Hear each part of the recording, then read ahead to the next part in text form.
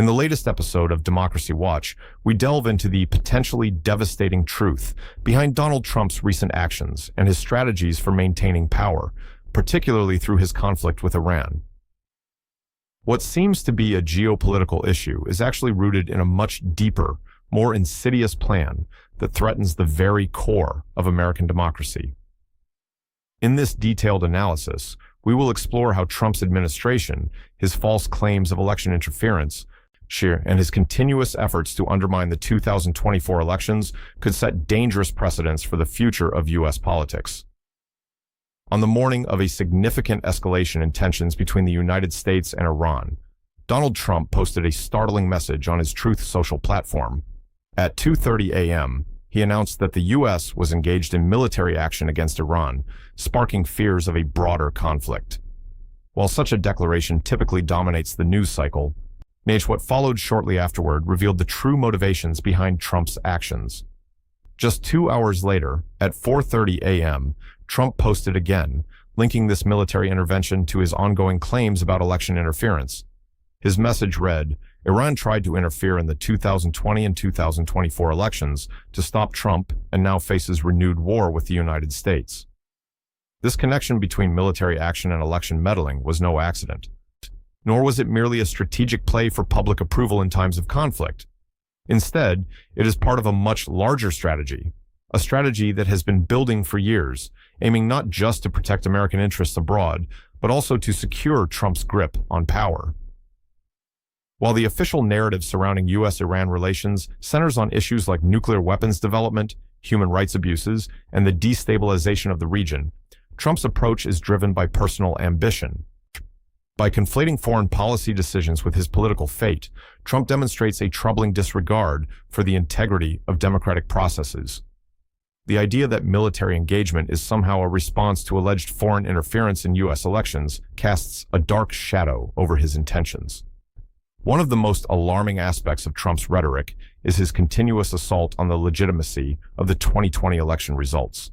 He has claimed without evidence that various foreign actors, including Iran, China, and Venezuela, interfered in the election to ensure his defeat. These claims, which were debunked by multiple sources, have continued to fuel his narrative of election fraud. Now, in 2024, Trump is once again stoking these flames of division, this time by blaming Iran for interfering in both the 2020 and 2024 elections. This narrative is not just about relitigating past grievances. It is a calculated move to set the stage for future actions that could undermine the legitimacy of future elections. Trump's latest efforts are designed to create a pretext for justifying extreme measures that could suppress votes, delegitimize outcomes, and create an environment in which his return to power is all but guaranteed. This isn't just a conspiracy theory. This is a direct assault on democracy. By pointing fingers at foreign countries and claiming they are trying to rig U.S. elections, Trump is setting the stage for drastic measures that could include voter suppression tactics, interference with the election process, and the justification for further executive overreach. The most dangerous part of Trump's rhetoric is his insistence that foreign interference justifies extraordinary actions from the president. Back in 2020, he blamed Venezuela's Hugo Chavez for supposedly tampering with voting machines, despite Chavez's death in 2013. In 2024, we see the same pattern, but this time, Trump's targets include Iran, China, and other foreign powers that have been accused, with no credible evidence, of interfering in American elections. Why does this matter? Because when Trump claims that foreign interference has compromised U.S. elections, he is positioning himself to bypass legal frameworks that protect the electoral process.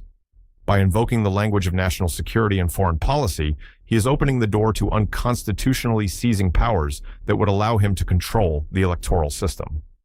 This includes the possibility of issuing executive orders that could override state election laws, undermine the power of local election officials, and centralize control in the executive branch. Trump has long sought to expand presidential powers, and this is the latest in a series of moves that could potentially turn the U.S. into a more authoritarian system. If he were able to declare a national emergency based on alleged foreign interference, he could bypass legislative checks and manipulate the electoral process. The courts, which have often been deferential to the executive branch in matters of national security, may not be able to stop him in time. Mark Elias, a prominent lawyer and one of the foremost defenders of democratic principles, has been at the forefront of challenging Trump's legal maneuvers. In the event that Trump attempts to implement such an executive order, Elias has made it clear that he will file immediate lawsuits to prevent the abuse of power.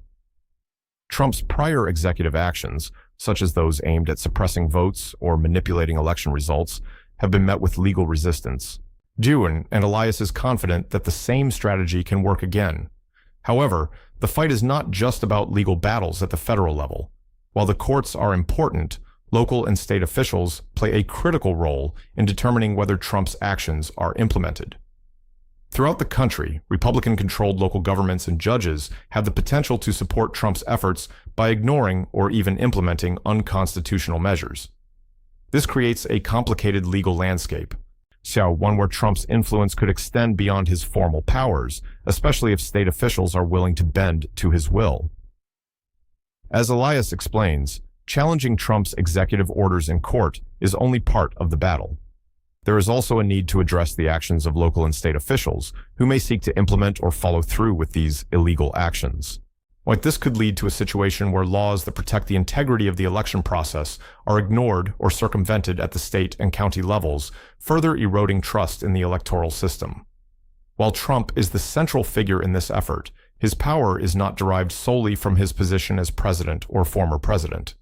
It is supported by a faction within the Republican Party that is willing to do whatever it takes to keep him in power.